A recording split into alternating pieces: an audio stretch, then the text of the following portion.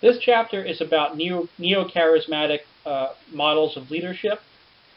And let me first step back and explain what this whole neo-charismatic terminology means. You have charismatic leadership, which talks about someone who is a leader and has charisma, and we'll define that in greater detail, but essentially it just means somebody who is, in their own ways, shapes, and forms very inspirational and can bring about change. Then you attach this neo prefix, and what the neo talks about is all the newer, neo stands for new, of course, research that has been done on charismatic forms of leadership. Okay, we put this kind of in a separate bucket, first of all, because charismatic leadership is very hard to find, even though you can cite, a couple examples of highly charismatic leaders like Martin Luther King, Barack Obama, maybe Jack Welch from GE or something like that. But the point is, even though it's available in your mind, that doesn't necessarily mean that, statistically speaking, there are a lot of leaders that can be this way. So that's why we put this in a separate bucket, and now why we're calling it neo-charismatic is because there's a whole bunch of new theories that talk about both the good and the bad side of charismatic leadership. You're going to see that it's really a double-edged sword. Some more advantages of going through the bullet points here. The one I mentioned before, charismatic leadership is about inspiration and vision. So these models now allow us to account for factors of inspiration and vision. And then bullet point 2, creating and implementing change. The last two bullet points kind of go together and talk about how most of these leaders, and it's not necessarily the case, but statistically speaking, it will probably be the case that most charismatic leaders wind up being your top managers or your top administrators, just by virtue of the fact that they have the power to be, the position gives them the power to be inspirational, and also they've gotten to that position because they are inspirational. Here you have a quick slide that very concisely defines what requirements you need to have for charismatic leadership practices to take hold. And so there's three major things. You have to have a leader with certain characteristics that will define. You have to have followers with certain characteristics that will define. And then you have to have a situation that prompts the need for a charismatic leader.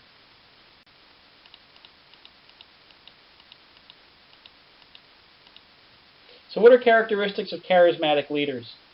A lot of these are not going to surprise you, and they are characteristics of good leadership in general. But some of these are just absolute musts if you want to be the type of leader that we're calling charismatic. Okay, so we've talked about self-confidence as being something that just about every leader has to have. So too do charismatic leaders have to be confident in their ideas, their approaches, their networks. So it goes just beyond showing your self-confidence, but also having an internal self-confidence that you can use to propel yourself forward as a leader. Convictions about ideas have to be strong, and you cannot waver in the face of opposition. Opposition is a given for any leader who is trying to promote change. It's a given for just about every kind of leadership situation, but especially so in change leadership situations. So you have to stick to your guns. If you don't stick to your guns, then people will sense that, and they will sense that you don't have confidence in yourself and your ideas, and you will not be perceived as charismatic and all the accoutrements that come with being perceived as a charismatic leader. Energy and enthusiasm, of course, have to be high, just because it's exhausting to be this kind of a leader. You have to go on a lot of road shows. You have to make a lot of speeches. It's a physically demanding job, much more so than just being an ordinary leader who's maybe taking a little bit more of a rational, more commonplace approach to managing an organization. The next two, actually the next three, the bottom three bullet points go together. Expressive, excellent communicator, and active image building. You have to be good with language, which does not mean that you can have somebody write your speeches for you and deliver your whole message without you being the key communicator. Okay, so what you tend to see a lot with charismatic leaders is that they are very, very good metaphor makers. Metaphors are ways of thinking and expressing ideas in indirect terms, usually through some kind of comparison. And so think about, Martin Luther King, I Have a Dream speech, John F. Kennedy. These are all speeches that remain etched in Americans' minds as being particularly effective. And both of these speeches were filled with imagery and metaphor about the life, we as Americans want to lead. But the point is that they're not very direct communication mechanisms. They're more inspiring and indirect, and that's through the use of metaphor. And we would label this as excellent communication that uses active image building.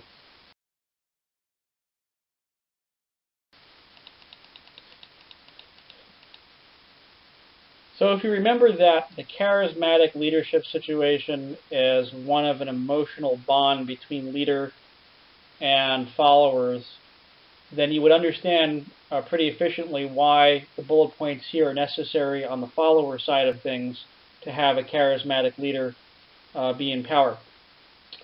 Basically what's going on in a charismatic leadership situation is that there is a love and an emotional bond between leader and follower. Okay, and the emotional bond is very hard to break, and it's even a lot of times very hard to damage that bond. And so how do you get to that bond state? All the things you see here: high degree of respect and esteem for the leader, typically because, again, the followers agree with the principles of the leader, or just find the leader attractive in other ways, whether it's physically, whether it's personality-wise, whether it's because of a common background. There can be a lot of reasons why followers identify with leaders, but typically it's a principle-based kind of a reason. So from that you get the respect, the esteem, the loyalty and devotion, affection. I think the most interesting one here is the high performance expectations. That's the one you don't often think about, but it works two ways. There's high performance expectations of the followers for the leader, meaning the followers think the leader is essentially something like a messianic figure that can bring them into the promised land and accomplish goals that no other leader can for the organization and for themselves as followers personally. And the other piece of it is that they also have high performance expectations for themselves, but only really if the leader is in power.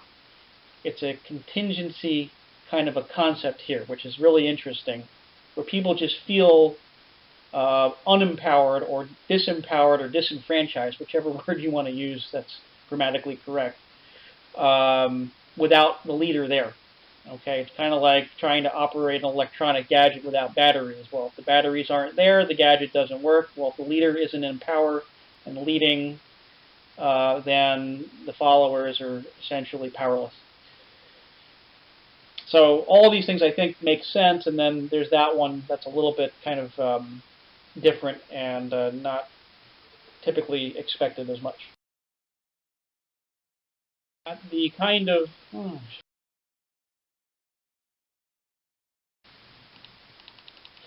So here you have organizational factors that lead to charismatic situations. Remember, again, you have to have a charismatic leader, a charismatic set of followers, and then the charismatic situation. We've talked about leaders and followers. Now it's about the organization situation that leads to the need for charismatic leadership.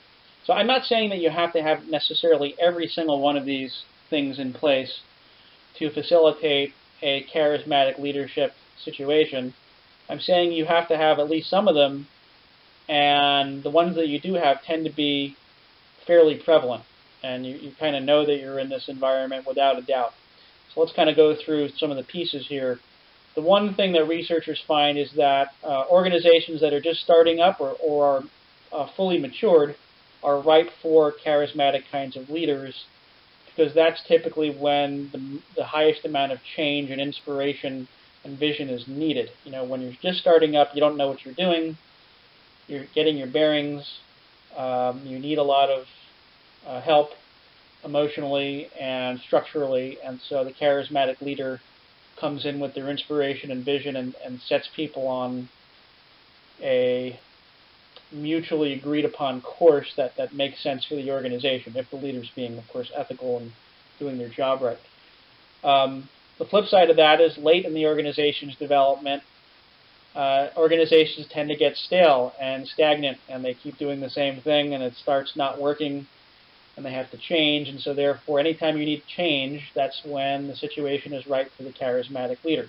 Okay, so everything in between, when the organization is kind of growing and trying to reach that steady state, you tend to not see charismatic leaders in power, because you see leaders instead who are better at just manning the till, so to speak, just kind of managing things. And you don't need the inspiration as much because things are kind of running relatively more smoothly. Let's keep moving on. Complex tasks require, or facilitate rather, charismatic leadership situations. Because again, there's no clear direction about how we need to accomplish this goal. And you need somebody who is going to inspire as well as provide a structure for accomplishing the task that is complex. You know, if tasks are easy, you don't really need leadership, any kind of leadership really. You just basically use the simplicities of the task as a substitute for leadership. Once you have a complex task, you need a leader who understands how to deal with people's negative emotions arising from trying to accomplish a complex task. And so again, because of the love and obedience to the leader, people will see through the bumps and the wrinkles and the fissures and still try to get the job done. The next one kind of goes along with complex tasks. No external reward available. What do we mean by external reward? Well, money, prestige, promotions, visibility, things of that nature. Okay, these are rewards. External tends to mean more things like moving away from things like praise, which is kind of internally generated. Okay. So when you don't have these more tangible resources that you can award to your people, that's when the inspirational leader becomes much more useful, because he or she can provide that needed added incentive to keep on with the work and accomplish the mission, where there's no way that money is going to be able to do that because we don't have it, or ability to promote, or more visibility, et cetera, et cetera. We just don't have it. So the leader just being there and just brandishing their personality and restating their values and making speeches and doing all the things that charismatic leaders do is going to be a substitute for that. Okay, it really does matter. I just want to leave you with the impression that leaders' praise, leaders' speeches, leaders, just their presence, just in the way they deal with people. Charismatic leaders have the golden touch. Think about, again, Obama, even Bill Clinton had it. Okay, you just wanted to be around them, and that was enough for you if you were working for them in some cases to be a reward. Moving on, flexible and organic structures. Again, rigidity and bureaucracy, the last two kind of bullets go together here. These things get in the way of charismatic leaders, because you lay all of your inspiration and vision on your followers, and then they go to do things and change things, and they're facing a series of constraints through organizational structure and bureaucracy that leave them unable to make these changes that the leader is talking about. Okay, we've talked about that concept repeatedly, so I won't belabor it.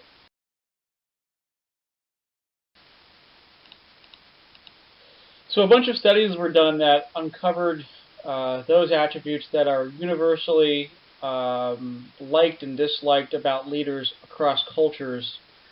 And then there's going to be some factors that are culturally contingent. And by now, I think you understand the concept of contingency probably more than you wanted to, because it's such a big part of our course. But I'm not going to say much about these next three slides because it's pretty straightforward. Here on your first slide, these are the attributes that are universally positive across cultures, meaning if you go across the world and look at different cultures and see what they value in leaders, things like being dynamic, having integrity, being a win-win problem solver, etc., are universally valued. And it probably won't come as much of a surprise that the attributes you're seeing here on this slide are universally considered to be negative attributes of leaders. So that's all I'll say here. So I think this is the most intriguing of the last three slides, because these are the aspects that are culturally contingent, meaning that in some cultures, people or followers value these aspects. In other cultures, they don't value, or they value the opposite of these behaviors. So a lot of this relates back to the Hofstede and globe dimensions we discussed near the beginning of the course, where we put cultures kind of on a map and talked about power, distance, and uncertainty, avoidance, and masculinity, femininity, etc. All those factors have something to say, again, about where the culture is and then what it values, and so therefore what it values in leaders. And I'm sure you've probably worked in environments where the leaders didn't take a lot of risks, for example, looking at our first bullet point here, and a lot of people were fine with that. Risk tendencies tend to decrease with age, and even experience, one might say. And this is a basic principle of human psychology, that the better you do, the less risk you actually want to take, believe it or not. You might think it was the opposite way, but it's not. If you subscribe to Kahneman and Tversky's prospect theory, which is probably one of the most definitive and widely followed notions of risk-taking in the academic world, and then it's also filtered into the work world, I think, in some respects.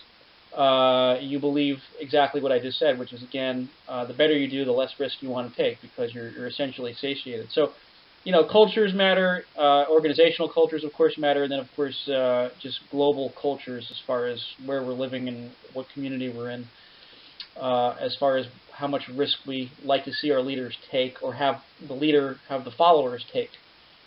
Enthusiasm. You might think, hey, every leader should be enthusiastic. Everybody always loves enthusiasm in a leader. Not true. You go to a lot of the Asian cultures, you're going to see followers who don't know what to do with the enthusiasm. They kind of look at the leader. The leader would be overly enthusiastic, and they say, what's wrong with this person? It doesn't make any sense that I should be listening to this person, because they just seem kind of wild and crazy, because that's not what they're used to typically in a lot of Asian cultures. You go to India, it's the exact opposite. India, they're looking for high enthusiasm. England, high enthusiasm. America, for the most part, high enthusiasm. So we could, look at the different cultures and see how they value enthusiasm, and it's going to be widely different depending on where you are in the world. Communication, I'll lump 3 and 4 here together. How it's communicated and what constitutes good communication. So again, this comes down to, are we very matter of fact, or are we very metaphorical? Some cultures like the metaphors.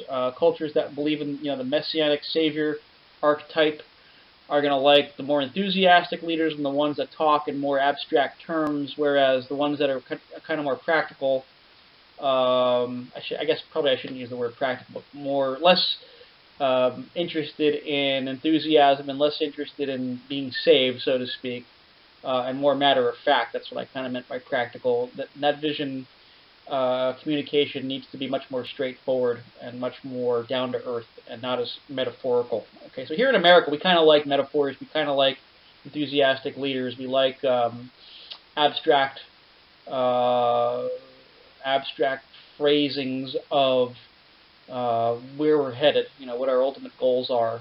We relate to that. But again, a lot of cultures, particularly the ones that are lower context, Nordic cultures, again, Sweden, Switzerland, Germany, not as important, at least not nowadays. Last one talks about, again, power distance. We've discussed that before, and we've been through the whole rigmarole of, Mexico. They don't care that the leader is much more powerful than the followers. They, being the followers, don't care. And here in the United States, it's pretty much the exact opposite.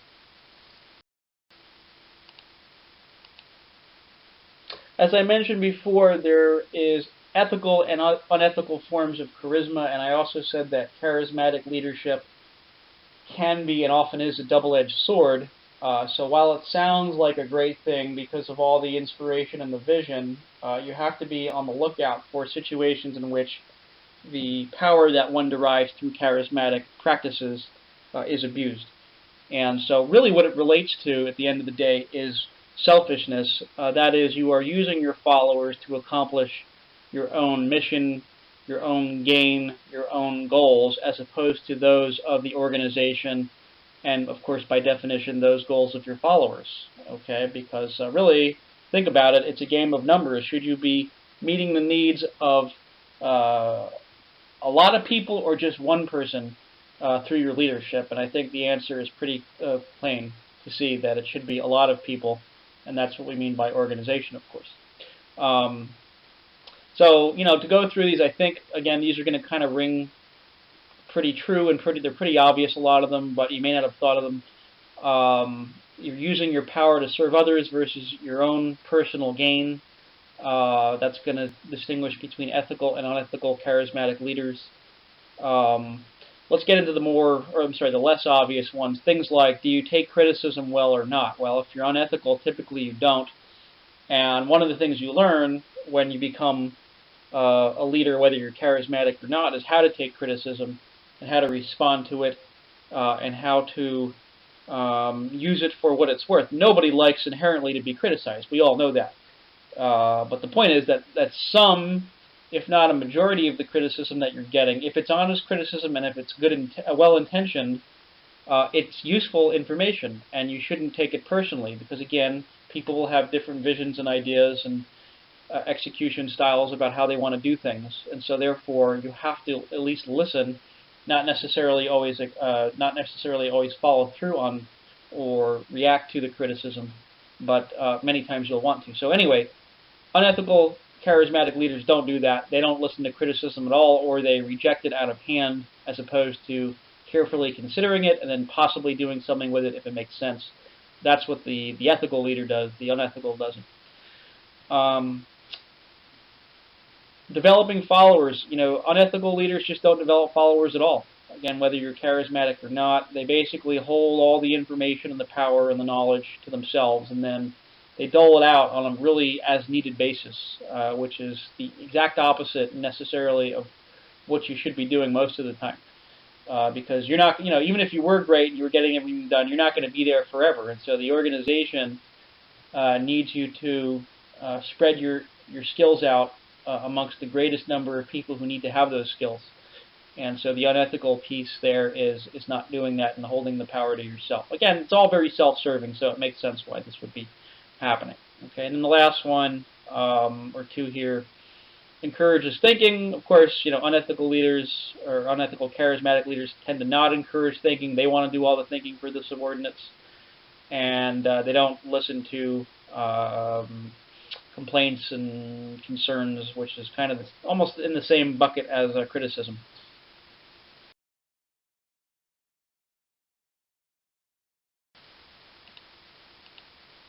Next, we focus on the difference between transactional and transformational leadership. It's a fairly simple distinction.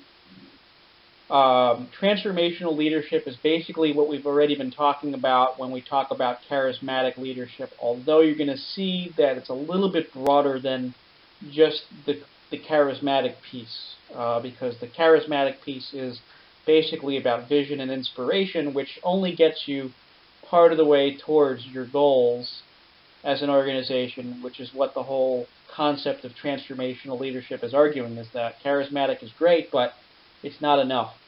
So to fill in the blanks, you've got transformational leadership. So more on that in a second. But basically what you see here, it's a change focus, it's a visionary focus, and it's what you already know as the charismatic leadership, which has that emotional bond between leader and followers. Transactional leadership is just very cut and dried leadership where you're just focusing on getting the job done. You're not really inspiring people, although it may be a byproduct of what you do. It's not your ultimate intention. And it's based on this idea of exchange between leaders and followers, which we'll tap into in the next couple of slides. So here we'll delve into two kinds of transactional leadership styles. Can they be used together? Are they entirely mutually exclusive? Yes, they can be used together, and so therefore, no, they're not entirely mutually exclusive. But they're different philosophies about how to manage people and lead people. The idea of contingent reward is very much fitting with the idea of exchange, where it's the mentality of you do this for me and I will give you this. So you do good work, I will give you a good salary, a bonus, a raise, recognition, visibility, whatever the leader can give and whatever he thinks the subordinate will value, hopefully. Um, so it sounds very uninspiring and very unvisionary, but the reality is that there's nothing wrong with using contingent reward systems and doing contingent reward leadership. In a majority of cases, in a majority of cultures where the subordinates just value their rewards, again, whatever they happen to be, then that's probably what you want to wind up using a lot of the time. Remember, again, charismatic leadership is a replacement or a substitute for situations in which you aren't able to give out the physical, tangible rewards like the ones that we've been mentioning here. So the substitute there is the charisma and the personality and the emotional bond and the getting along, so to speak. So that's why this is part of transactional, because it's not charismatic at all typically, or it's not used usually in environments where the leader is using the charisma to substitute for these kinds of things. Management by exception is basically the idea of only correcting things that are wrong. Okay, so you basically let people manage their own affairs, their own departments, their own projects, and then if something bubbles up in a bad way, so customer or the public isn't served in the right way, or something breaks at work, that's when you step in and investigate what went wrong, and then you hold the parties accountable for the wrongdoing, so to speak. Well, I mean, that's kind of being a little bit too harsh about it, but that's essentially what happens in a lot of environments is, somebody screws up, and then what do? We kind of find out why they didn't, we chastise them, and that's not really the way to manage a company, unless, of course, the employee or subordinate is doing this on purpose or repeatedly and not improving their game. But anyway, the whole idea behind MBE is don't do anything unless there's anything wrong. And it's not a really good method because people want praise and they want reinforcement. So we find through the research that this is not going to drive a high level of performance for most subordinates. There are some, like myself, I actually tend to work well personally under MBE kinds of leaders because I basically want to do my own thing. And I don't mind it when somebody tells me I'm doing something wrong. I just, I like to be told in a certain way, and I have my particulars about how I respond to that criticism. But basically, there are some people out there, don't think for a second that there aren't, that actually can do well under MBE. It's just not most people is going to usually be the case for doing well under MBE. That is to say, most people typically don't do well under MBE. So here you have a nice summary of exactly what transformational leadership practices entail. They're three-pronged. You already know about the charisma and inspiration piece. Why do we need that? Again, you have to overcome that resistance to change because something is pretty ugly going on in the organization right now, and that's why things aren't getting done. And so you really need that extra added level of personality and enthusiasm and emotionality, and that's what your charismatic leader brings to the situation, to overcome the resistance to change and to get people to work through and muddle through these unpleasant issues. But coupled with that, you need intellectual stimulation, which gets people coming up with new ideas. Again, we talked about the whole concept of empowerment. If you want people to think for themselves and to make suggestions for change, you have to empower them, and we talked about all the factors behind how you do that. And the last piece is, again, these all go together, and there's a lot of overlap, but they're still separate ideas in some ways. Individual consideration, which is you're working with each and every subordinate that you can, that time will allow and energy will allow, to individually motivate and encourage them. Because the charisma and the inspiration tends to be something that can be used in a group format. It can also be used in an individual format, but it actually works a little bit better in group formats, I think, because you have the group dynamic that is fostering the acceptance and the transmission of that charisma and inspiration and vision. So coupled with that, you want to have the individual consideration where you're meeting with people and talking and motivating and encouraging them along the lines of the goals and visions that you set out as a leader. And so taken together, these are all facets of transformational leadership. we'll end the module by talking about two kinds of leadership that you don't quite see as often as other kinds of leadership. They are authentic leadership styles and positive leadership styles. Let's start with authentic leaders styles, and that'll take about 2 or 3 slides. Basically, the idea here is that this is a values-driven kind of leadership. That is to say that the leader in power will make decisions and behave based on his or her set of values that he or she wants to impose upon followers and the organization. So right away you can see that this is probably one of these double-edged swords, and it's double-edged sword in that depending on what the values are and what the organization needs, there can be a connection or a disconnection there. And results can be favorable or unfavorable as a consequence. And so therefore we have to know what the values are. We have to know whether they're consistent with values that would ordinarily promote an organization's performance, and whether it would ordinarily motivate employees, or whether it's a special situation in which you have a select group of followers that are responding to a very specific set of values, and that's okay too. But again, the basic idea here is that authentic leaders are ones that they don't consult outside sources to find out what's right. They tend to not use consultants at all. They have a moral compass that they want to convince everybody is the right way to do things, and so they let that moral compass guide their own actions. And of course, the compass then gets communicated to subordinates and followers who carry out the moral compass of the leader, whatever that happens to consist of.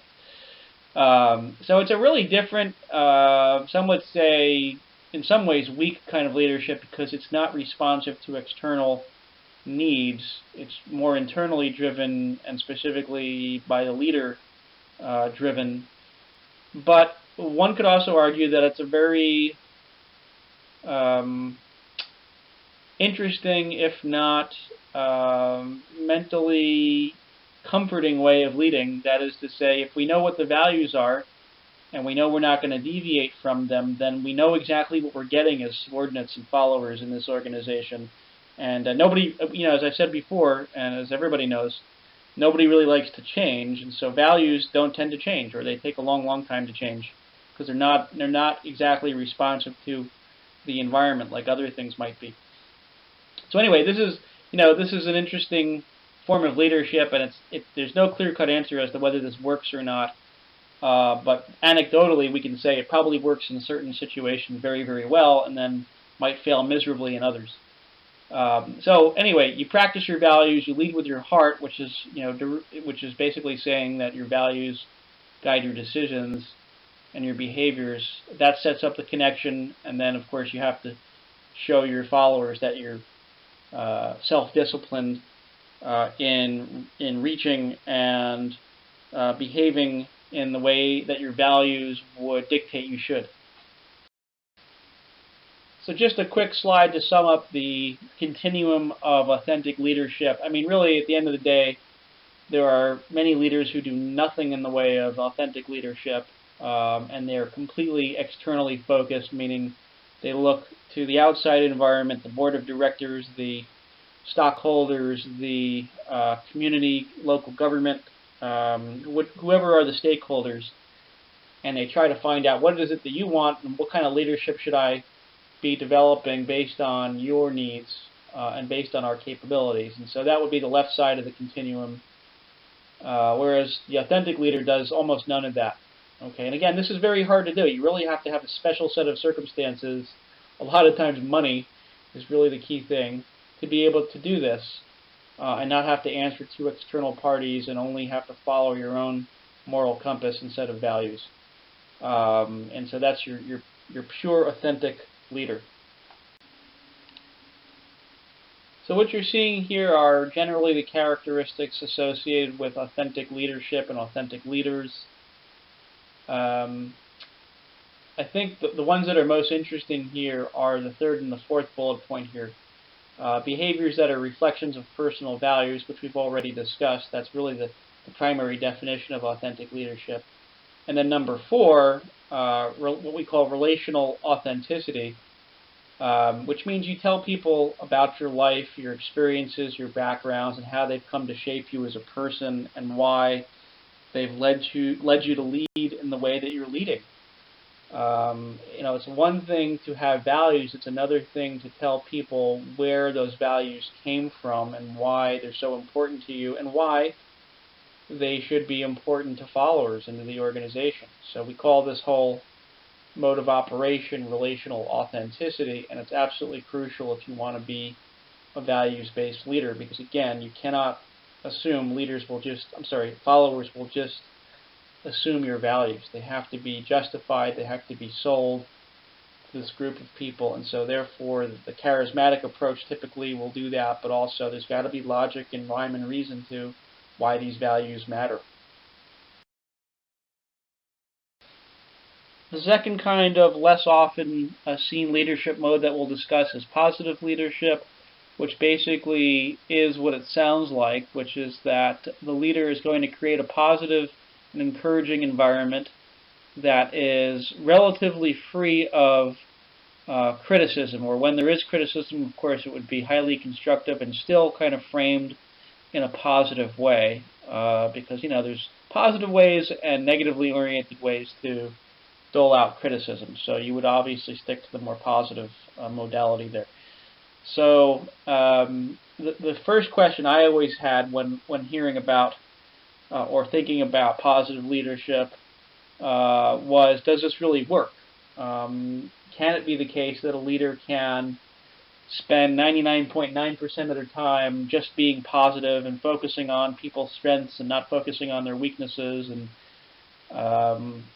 curtailing any criticism that would not be regarded as a positive statement?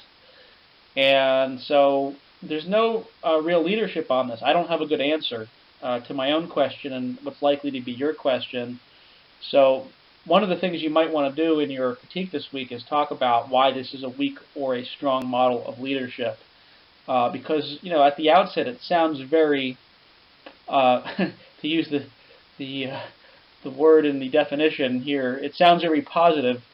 And people like positive, people like others who are positive, people like to be encouraged in encouraging environments, of course. But you all know that this is not a reality in most of the environments in which we operate, and it's literally because things just don't always go right, and so therefore criticism and redirection needs to be given, and so therefore you don't have positive leadership a majority of the time. In fact, I would say almost all the time. So again, this is a rare case. Some leaders do practice it. Where this came from, by the way, was a psychologist named Carl Rogers, who was the founder of humanistic psychology, and he is credited with developing the modality of psychotherapy that is called unconditional positive regard, where when you are counseling a client or patient, you don't criticize them. You accept them for what they are, and you try to help them live the life that they're trying to live as the person they want to be, not someone who others think they should be. So therefore, that idea then kind of ported over to the leadership circles and leadership academia, and so we have this idea of, or this notion of, positive leadership and all the